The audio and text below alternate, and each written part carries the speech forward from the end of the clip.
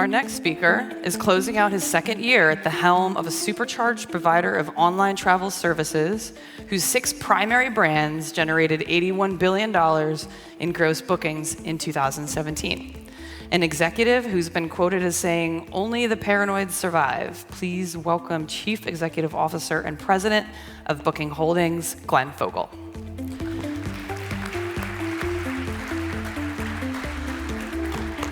Hi, Maggie. Hi, Glen. How you doing? Doing pretty good. Good. Last session of the day. Last of the day. Everyone wants to get to the bar. Stick with us for just 30 more minutes. I think they'll stick around to hear what you have to say. So, as I'd mentioned, 2 years into the role, and earlier this year, pretty significant change was the company's name, from Priceline, where you started, to Booking Holdings. What's that about? Yeah, no, that was a change. As you know, the company started out as Priceline.com, and we just had one product, Name Your Own Price, and it was in the US and US only. Then we went out and we bought some companies, brought them in, and I said, Priceline Group, because we're a number of different companies. And one of the companies, Booking.com, grew and became the dominant part of our group. Really makes the overwhelming majority of our business. And you start thinking about, the parent name should have something matching up with its biggest subsidiaries. That was one thing. One of the things also, though, even though Booking is by far the biggest travel company in the world, it doesn't have the awareness in the US that we think it should. So we think, changing the parent name, using Booking in it, will help spread that awareness around. Similarly, there are other reasons. So we thought about investors in the US know Priceline. Foreign investors, they don't know Priceline. It's a US company. They don't know. So we want to increase that. And of course, the name Booking, that's what we do. You book a hotel, you book a restaurant reservation, you book a rental car, you book a flight. So it really fit into all that. And overall, I've been very pleased with the results. Does it also signal any kind of a change in how the different brands are operating together? Well, the name itself doesn't symbolize that, but we have made changes over the year. We brought rentalcars.com is now within the booking.com organization, and we just saw Steve on stage, and Steve talking a little bit about his role in heading up both Kayak and OpenTable and bringing those together, and Steve talked about some of the benefits and the reasons we're doing it. And there are many reasons with rental cars and Booking. So we are creating synergies and efficiencies that we didn't have before. Yeah, and one thing, since you brought up that earlier interview, one thing that also came up was kind of the flights experience. If you start with Booking and then you want to book a flight, that it's kind of a kayak experience with a Booking skin. Or at the same time, you talk a lot about connecting the dots across the brands and wanting to be this full service one-stop. So are you working on something more robust with flights? So we're always experimenting. You know that. That's our DNA. I mean, we do over 1,000 A/B tests every day. And certainly from a strategy point of view, we know at the end of the day, at some point in the future, we want the traveler to be able to get the entire trip provided by us, and that's everything. Now, timing, well, we're not going to talk about timing, but there's no doubt over time we're going to continue to experiment. How do we make sure that the customer that currently is using Booking.com, that we can provide all the service, and certainly flight is one of them. So you bring up the entire trip, and a really big move in that direction this year was acquisition of Fair Harbor. Still at this point, activities are not on Booking.com, right? It's coming to you through an email. It's not front and center on Booking.com. Well, again, we experiment, and some people see different, see the website or the apps or see something differently. Certainly, if you book on the Booking.com app and you go to one of the cities that we currently have experiences, you will be offered those experiences. We're currently doing over 70 cities where you can get an experience, and it really is something that I believe is the future for the business in providing all the services that are necessary, removing the friction. I've talked about that a lot, and I really believe in it. But it's not a standalone product if I go to booking.com, But the idea is, correct? look, at times, at some point in the future, people, if somebody, even a local person at some point, you want to use an experience, you're living there, and we're offering it, we absolutely want to make sure at some point they can use that. But starting off where we are right now, it's part of the trip.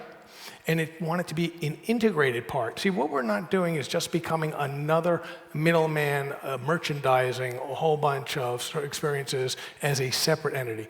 This is all part of creating that holistic super system that I've talked about before. I talked about it in the stage last year. Using all the tools we have, using all the data we have, using the artificial intelligence. I know Steve said that it's an overhyped word. Yeah, I know. The truth is, it is important, and it's helping us to create a better way for people to do their travel needs. So can you talk a little bit more about what you are currently doing with artificial intelligence that maybe Steve doesn't know about? Sure. There's so many things we're currently doing and things we want to do down the road. Right now, what you see on that sort page, that sort is going to be determined using artificial intelligence what is appropriate for you. It's going to be different than it is for me.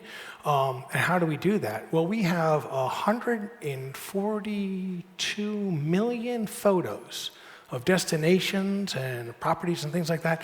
And our expert machine learning scientist type guys, they're using this thing called, it's a vision AI that is being able to use that to come up with how does that associate with what you liked in the past, and using that to come up with that is something you'll want to do in the future. That's one example. I believe in the end, when you look at the way travel's being done nowadays, it is so frustrating at times. It shouldn't be. The systems should be able to tie things together and be able to help you not only figure out what the perfect trip is at the beginning, but when things go wrong, fix it for you automatically. So I was going to ask this question later after we talked about Asia, but I think you've mentioned now 3 times you've talked about a seamless experience and bringing everything together.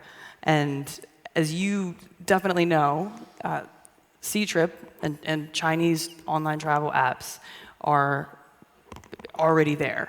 They offer a massive range of products. They are inspiration and itinerary planning, in-destination location sensitive. If Ctrip has sort of a travel super app, is that where Booking wants to go, or are you a different model? I think I've heard most of the people in the industry, most of the leading people in the industry have echoed similar sentiments about the idea of providing a system that provides all the needs for the consumer, because it's fairly obvious that what we're doing now is not the way it should be done. So it doesn't surprise me that you mentioned one particular company in China is doing something like that, and you can talk to people here in the US, they'll say the same thing. The question is, who's going to achieve this faster and better? So one of the things that matters when you're trying to use AI and come up with a successful result is you need, first, a lot of data to play with. That's really important. We're the biggest player on the block, so we have more data, so that advantage us. Another thing is you need capital, you need money, because you need to hire a lot of very expensive data scientists, AI experts, all that, and be able to bring a lot of them. We, biggest on the block, advantage us. So I do believe that we have an advantage, but that doesn't mean we necessarily will win. We need to make sure to put everybody working in a way that we come up with new ways to do this faster than anybody else does. So this morning, ran a short, brief clip of you here last year, talking about the amount of ramp that there is left with so much travel still booked offline. I think we've got, if we include tours and activities and private accommodations, we're looking at a $1.6 trillion industry. And some of what's offline is that tours and activities, some of it's cruise, there's meetings, business travel, and then there's, of course, regional opportunities. Where do you see the best opportunities in this space that's not currently booked online for Booking? I absolutely believe there's still a huge amount of ramp left for our industry, and I know there's a lot of ramp left for us. So one of the things we talk about, and we've been talking about this for a while, and we are building out that homes area. We're spending a lot of time, energy, effort, and money making sure that we'll be a leader in the space. We think we're pretty far along now, but some geographies are a little more challenging. I would say if we went to this audience right now and said, if you were going to rent a home, who would you think of? I feel fairly confident that Booking.com would not be the majority, the first choice, but we wanted that to be. So we need to spend money and any energy and effort in that space. We also talk about the fact that there are a lot of areas where we are not necessarily the leader in segments of travel. So you mentioned flights, for example, sure. But I can even go into accommodations, where we grew up very big in the urban double occupancy area. We are now going on to other areas, say ski chalets. You want to do that? We want to make sure we're a leader there too. Beach resorts, we want to be a leader there too. So there are a lot of areas, even though we are the biggest player in the industry, we're still a relatively small player for the whole vertical. So absolutely, lots of ramp left. So you brought up private accommodations as a space you're really looking to grow. Do you think you currently do you have the right mix of product there? Is it a branding issue of? So 5.7 million listings right now. That's up about a little more than 20% year over year, which is good growth in terms of adding the listings. I know, though, there are areas where we need to add even more, particularly the single property area. If I want to get a home in the Hamptons in New York, I would like to have more product there than we have right now. That being said, it's nothing that is technically challenging. It's just get the people out there, boots on the ground, make sure we're offering the right tools. We had an announcement last week in Las Vegas at the Vacation Home Conference where our head of the department, Olivier Gramion, he announced a whole bunch of things we're doing for hosts to make it more attractive for them to put their properties on our site. So, and we've seen a pretty clear move with travelers. It used to be a completely different type of trip was what was, when you booked a private accommodations. So maybe it was a family trip, needed a lot of space, or a budget traveler, and a shared accommodation was more affordable. But we've definitely seen a lot more cross comparison of products for the same trip. What are you learning about travelers who compare homes and hotels side by side? Okay. So this is a difference between the way we do this business and the way other people do it. We believe that the choice for the consumer is critically important, and that's why on our site you see the homes, the apartments, the chalets right next to the hotels, so that you as a consumer are trying to make a decision. I know that many times you haven't decided yet what kind of accommodation you want. So by putting them up there side by side all together, you can look at the reviews there, you can decide price right there. It makes it easier to make a decision.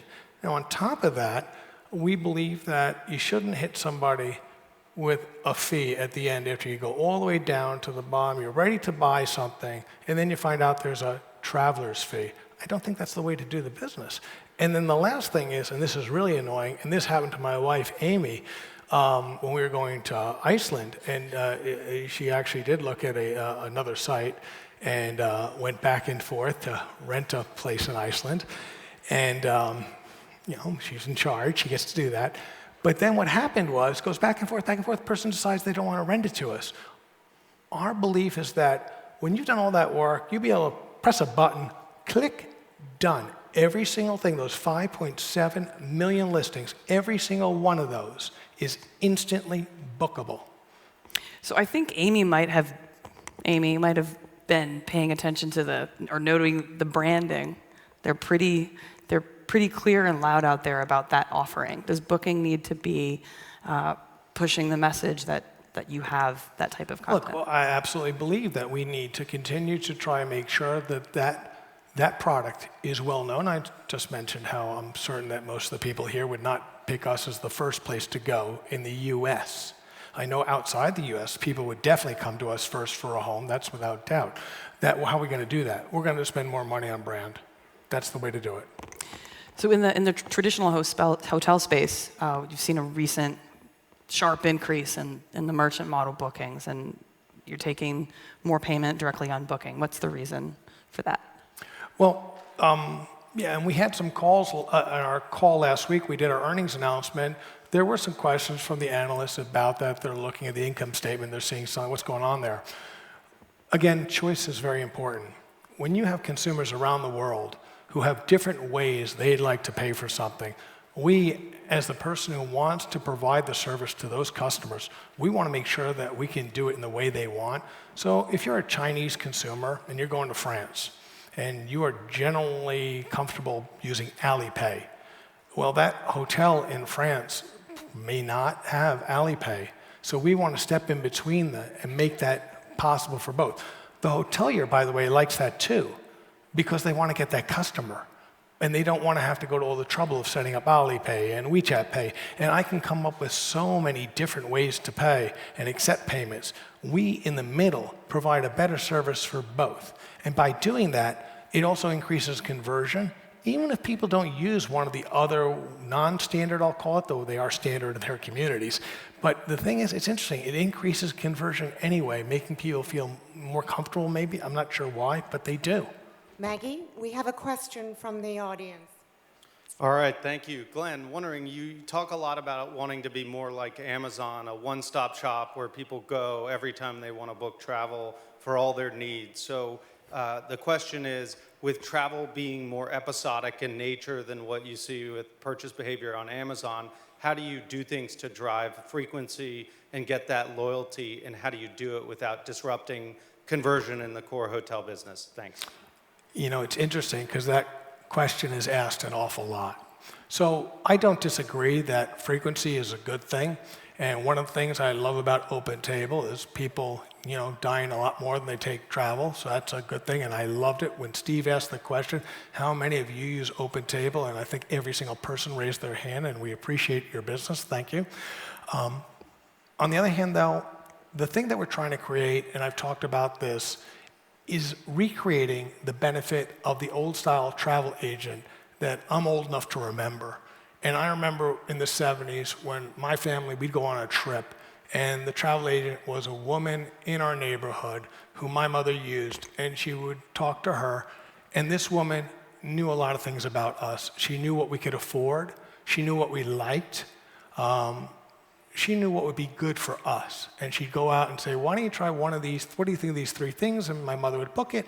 And if anything went wrong, that woman would help fix it somehow. She was able to do something to make it fix. That's what we want to recreate. Now, here's the interesting thing. We only did it twice a year. Sometimes we only did it once a year. And I remember some years we couldn't go anywhere. But my mother went back to that same person every single time.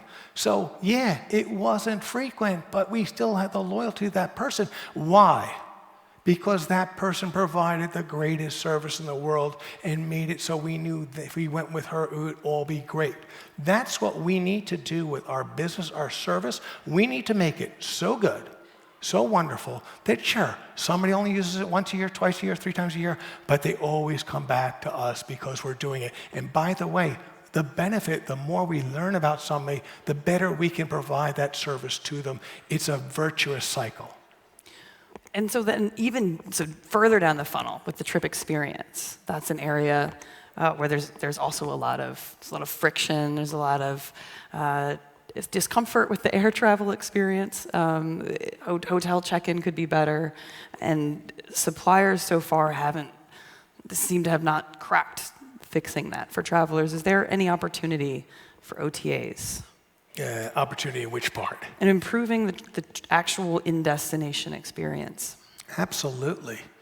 Look, it doesn't mean that we have to buy or build or create all these things, but working together, collaboration, makes things better. Let me give you 2 examples. Not that long ago, we plunked down $500 million with Didi, and a few months later, very recently, we just plunked down $200 million with Grab. These are 2 ground transportation companies. One's in China, the biggest ground transportation in China, and the other is in Indonesia. These were just investments. But working together to create that better experience. Nobody who is not Chinese is going to go to China and rent a car, but you got to get around in China somehow. and you're thinking, I'll just use my Uber app. Well, there is no Uber in China, so you're not going to be doing that. So how are you going to get around? You come to the Booking.com app, and we're building it now. You're going to be able to have that seamless, frictionless way that you can then get the DD service straight from the app. Makes it easy, frictionless, because we have all the payment information. You don't have to download the DD app. You may not even know about DD. It's a great advantage, and that's the way we're going to do it. Collaboration and building. Are they also, Didi and Grab, are they also including the capability to book hotels through Booking? Sure. No, absolutely. This is a partnership. Is there much uptake of that? Yeah, absolutely. We're working on that too. Okay. Didi has 530 million, probably more by now, last time I saw the stat, million customers. Being able to give the opportunity for them to get their hotel off the Didi app coming through us, that's a good advantage and part of the collaboration. But I'll give you even more. Just working together, marketing. And we're going to do those things to make sure that all the Chinese travelers, when they think about travel, they will think about us. And that's something that I think is very powerful because China really is that locomotive that's pulling that travel train. So when you linked up with Ctrip, speaking of China, when you linked up with Ctrip, they needed access to global hotels and flights. They've since invested in their own supply chain for both. What do you still need from each other? Look, I love all of our partners, and we work very well together. We're continuing to do what we think is advantageous for us, and they do what they think is advantageous for them, and together we share and we do a better service. But most important for us is not just doing Chinese business through partnerships like Ctrip, like Meituan, like Didi, where we've invested money in each of those, and we have lots of partners that we don't invest in, but they're good partners who we're getting traffic from.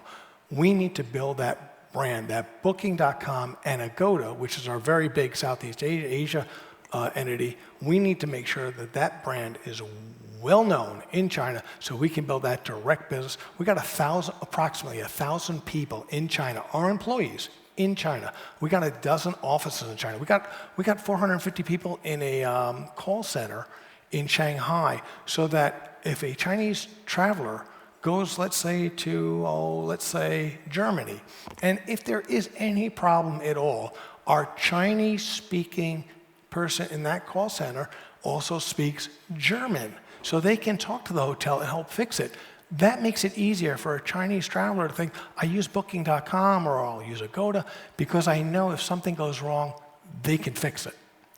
Your investment in Meituan is almost equal to the amount you have in Ctrip. What are you... I'm sorry, say that again? It's almost equal to the amount you have in Ctrip, is it not? No, that's not correct. Oh, okay. Well, what are you learning? It's a very different type of app, Meituan versus Ctrip. Super high frequency use, much younger user. What are you learning from them specifically? Learnings, we learn from everybody, especially in China. I can't even list all the things that I've learned. I've been going to China since 1985. That's a third of a century. And every time I go, I learn something new. Most important for us is making sure that we can spread our brand as far and wide as we can. That's why we have the relationship with Ctrip, we have a relationship with Meituan and others. That's the basis for these things. Yes, there's competition there, but there's competition here too. You know, we spend a lot of money with Trip. You know, they're a competitor too. There's a lot of this, let's call it, frenemy activity. So you've added some pretty cool capabilities around activities, location-sensitive capabilities, the ability to also do the booking through you, take the phone right up to the provider and use it. Just curious how that's going and how broadly you're intending to roll that out. So you're speaking specifically of the Fair Harbor deal. So I think it's going very well. I'm very pleased with it. I met with the CEO today, as a matter of fact, talked to him. This is a long, long, long road to travel. Experiences, it's a very, very fragmented area. There are a lot of very small players in it. But what we really like is that we think that we were able to bring into the tent a group of great people, really understand the industry, what needs to be done in terms of the technology to make it easier for the suppliers to get digital. You know, so much of the business is not digital in that area, but by doing it, you make it so much easier for them to do their business, and we are able then to use that information and that data to create a better experience for the customer. It's win-win-win for everybody. And what are some of the things that you're tweaking and experimenting with in that? In that area? Yeah. It's every single thing you could possibly think of in terms of, you know, how should you present it? When should you present it? Who should you present it? Which one? So again, my family, back to Amy. So Amy booked our trip over the summer. We went to Salzburg at the end of a bike trip. And we get to Salzburg, and she used the booking app, and we get there, and she's getting messages about, here are some things to do in Salzburg off the app. And one of the things, there's this big castle up at the top of the hill, mountain at the top, and you have to take this cog railway, a funicular up there. And it's on the app to do that experience, and the QR code comes up. When she taps it, we don't have to get in line. Everybody else is in line. It says booking.com at the cashier window. We go to that. She just shows her phone, QR code, scan, boom, we're up the funicular, a bunch of other people, they're all in line, pulling out their euros, pulling out their credit card, and we got a lower price. That's a good experience. And how much of your inventory is that available for? We're growing it. It's, you know, as I said, we're relatively small, and I keep telling the analysts, look, don't start modeling like this is going to do a huge thing to the bottom line yet, you know. But the point is, it's a start, and it not only is good because getting a cheaper price, or skipping a line, or the frictionless of it, all those things are fantastic, but there's another thing. This goes back to the issue, how do you develop the loyalty? When you have a great experience like that, you come back. All right, and last question. So also like to keep an eye on players outside of travel. Who do you expect to make bigger travel headlines in the next 2 years? Google or Amazon? Who's going to make bigger headlines? I haven't thought about that, but I will say Google's already does a lot of things with travel, so if we just counted up the headlines, I mean, I think I'd win that bet easy. Look backwards, not forward. That's what's already happened. No, thank you very much, Glenn. It's a pleasure. We are, I think, out of time, and we've got cocktail hour down in the foyer, and we'll see you all tomorrow morning at 9 a.m. Thank you very much. Thanks, Glenn.